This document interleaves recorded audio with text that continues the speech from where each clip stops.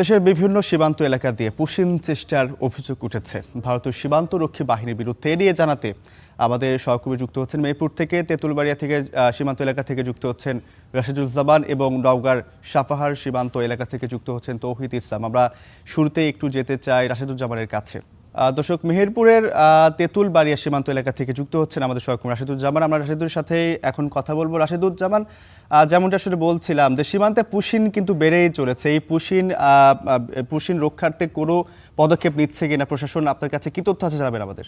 আজকে সকাল ভোরের দিকে 47 বিজিবির আন্ডারে যেটি রয়েছেন মেহেরপুর গাংনী উপজেলার তেঁতুলবাড়ি যে সীমান্ত রয়েছে, সেই সীমান্তে 6 জনকে পুশিন করার চেষ্টা করছে বিএসএফ, এবং তারা কিন্তু 6 জনকে তার কাটার এপারে তাদেরকে পার করিয়ে দেয়। তারপরে বিজিবি কিন্তু তাদেরকে যে 0 পয়েন্ট থেকে 50 গজ দূরে তাদেরকে একটা জায়গায় অবস্থান করছে, তাদেরকে এদিকে ঢুকতে দেওয়া হচ্ছে না, এবং পাশাপাশি তাদের সাথে যে সাধারণ মানুষ যারা রয়েছেন তারাও আছেন, এবং বিএসএফ কিন্তু চেষ্টা করছেন যে ওই পার থেকে যে কোনো ভাবে হোক তাদেরকে এপারে পার করার জন্য। আমরা আরো জানতে পেরেছি যে আরো বেশ কিছু মানুষ সেই সীমান্তের এই তারকাটার ওপারে জড়ো করা হয়েছে, তাদেরকেও এপারে নেওয়ার চেষ্টা করা হচ্ছে। অন্যদিকে বিজিবির যে 47 বিজিবির যে অতিরিক্ত পরিচালক যিনি রয়েছেন, তিনি আমাদেরকে কিছুক্ষণ আগে জানিয়েছেন যে কঠোরভাবে যদি কাউকে পুশিং করা হয় বা এপারে পাঠানো হয় তারা সেটি প্রতিরোধ করবেন।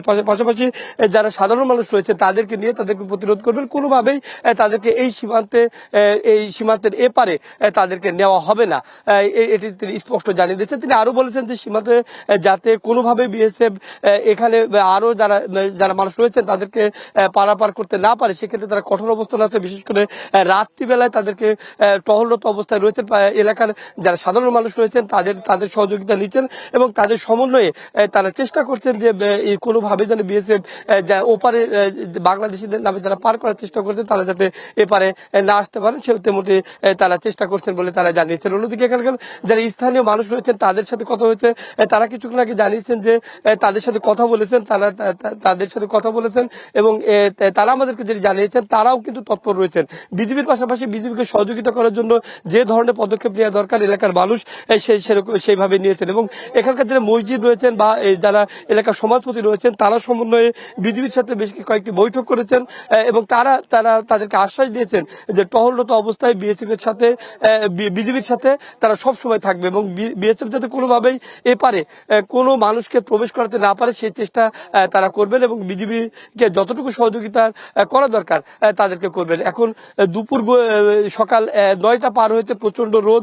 এই ভ্যাপসা গরমে যে 6 জন ছিল ক্যামেরার সামনেই তারা অবস্থান করছিলেন, এবং প্রচন্ড রোদের কারণে একটা শিশু রয়েছেন, একজন নারী রয়েছেন, তাদেরকে পাশের একটি কলা গাছের একটু ছায়া স্থানে তারা আশ্রয় নিয়েছেন, যার কারণে আমরা কিন্তু সেই 6 জনকে সরাসরি দেখাতে পারছি না। কলা গাছের পাশেই তারা এখন অবস্থান করছেন, তারাও চেষ্টা করছেন এপারে আসার জন্য। অন্যদিকে যারা বিজেপি সদস্য রয়েছেন তারাও সক্রিয় অবস্থান আছেন, তারা মাঝে মধ্যে মাইকিং করছেন, এবং তারা বলছেন যে মাইকিং করে বিএসএফ কে নিরুৎসাহিত করছেন তারা যাতে কোনোভাবে এপারে না প্রবেশ করাতে পারে। অন্যদিকে অতিরিক্ত পরিচালক আরও জানিয়েছেন যে বিএসএফ কে চিঠি দেওয়া হয়েছে, এবং একটি পতাকা বৈঠকের জন্য তারা চেষ্টা করছেন।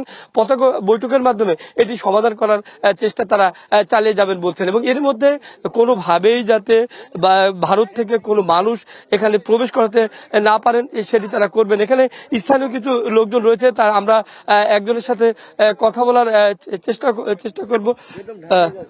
আমরা এখানে যারা সাধারণ মানুষ রয়েছেন তারা এবং বিজিবির সমন্বয়ে তারা জানাচ্ছেন যে কোনোভাবেই ভারতের ওপার থেকে এপারে যাতে মানুষকে প্রবেশ করতে না পারে সেই চেষ্টা তারা করবেন, এবং পতাকা বৈঠকের জন্য বিজিবি অপেক্ষা করছেন এমনটি আমাদেরকে জানিয়েছিলেন। এই ছিল এখানকার সর্বশেষ পরিস্থিতি। রৌফ।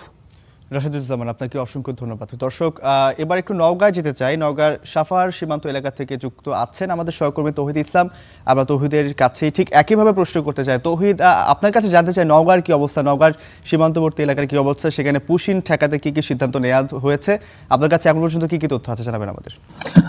পুশিন ঠেকাতে বিজিবি যে টহল সেটি তো জোরদার করা হয়েছে, একই সাথে সীমান্তবর্তী যে এরিয়া রয়েছে, অর্থাৎ এই সীমান্তবর্তী যে পিছনে যে জায়গা দেখছেন আমার সীমান্ত, এই সীমান্তেই কিন্তু টহল যে জোরদার সেটিও করা হয়েছে, সদস্য বিজিবি সদস্য সেটিও আসলে বাড়ানো হয়েছে। বিজিবির পক্ষ থেকে আসলে বলা হচ্ছে যে ভারত থেকে সীমান্ত দিয়ে যে পুশিনের যে চেষ্টা করছে বিএসএফ, সেই পুশিন ঠেকাতে আসলে সীমান্তবর্তী এলাকাগুলোতে বেশি টহল নজরদারি বাড়ানো হয়েছে বিজিবির পক্ষ থেকে। এবং এই যে সীমান্ত দেখছেন সাপাহার উপজেলার কলমুডাঙ্গা সীমান্ত, এই সীমান্ত দিয়েই গতকাল ভোর 6টার দিকে 17 জন কে পুশিনের চেষ্টা করে বিএসএফ, যদিও তারা এই পুশিনে ঠেকিয়ে দেয়, বিজিবির পক্ষ থেকে সেটা ঠেকিয়ে দেওয়া হয়। এবং ঠিক এই যে এখানে যে আপনারা যে সীমান্ত দেখছেন, এই সীমান্তের একদম যে লোম্যান্স ল্যান্ডে তাদেরকে রাখা হয়েছিল। আমরা সারাদিন এখানে ছিলাম এবং আমরা তাদের সঙ্গে কথা বলছি, যারা পুশইনের যারা শিকার হয়েছিলেন তাদের সঙ্গে আমাদের কথা হয়েছে। তারা আসলে বলছিলেন যে দীর্ঘদিন আগে তারা ভারতে গিয়েছিলেন কাজের সন্ধানে, সেখান থেকেই তারা গত কয়েকদিন আগে তাদের ধরা হয়েছে এবং গতকাল ভোরে তাদের পুশইন করানো হওয়ার চেষ্টা করা হয়েছে, যদিও সেটি বিজিবির পক্ষ থেকে আসলে ঠেকিয়ে দেওয়া হয়েছে। এবং আজকে এখানে আসার পর আমরা দেখলাম তাদের কাউকে আর আমরা এখানে পাইনি। এই বিষয়ে আসলে কেউই বলতে পারছে না আসলে তারা কি বাংলাদেশে ঢুকেছে নাকি আবার ভারতে ব্যাক করেছে, এই বিষয়টি কিন্তু আমরা এখন পর্যন্ত নিশ্চিত হতে পারিনি। এটি স্থানীয়রাও বলতে পারেননি, বিজিবির পক্ষ থেকেও আসলে সেটি আমাদের নিশ্চিত করা হয়নি যে আসলে যে 17 জন অর্থাৎ 7 জন পুরুষ, 6 জন নারী এবং 4 জন শিশু যারা এখানে ছিলেন। আমরা গতকাল রাত 8টা পর্যন্ত দেখি যারা এখানে ছিলেন, কিন্তু আজকে সকালে আসার পরে আমরা দেখলাম এই জায়গাতে আসলে কেউই নেই। বিজিবিরও কাউকে দেখছি না, বিএসএফ এর কাউকে দেখছি না, এবং যে 17 জনকে চলে পুশিন করার যে চেষ্টা করা হয়েছিল তাদেরকেও আসলে কাউকে এখানে আমরা পাইনি। এই বিষয়ে আসলে বিজিবির পক্ষ থেকে বলা হচ্ছে, আমরা যোগাযোগ করেছি, তারা আসলে এখন পর্যন্ত আমাদের নিশ্চিত করে বলতে পারেনি। তবে তাদের একটি ধারণা যে তারা হয়তো বা আবার ভারতে ব্যাক করেছে, এটি আসলে বিজিবির পক্ষ থেকে আসলে ধারণা বলা হচ্ছে।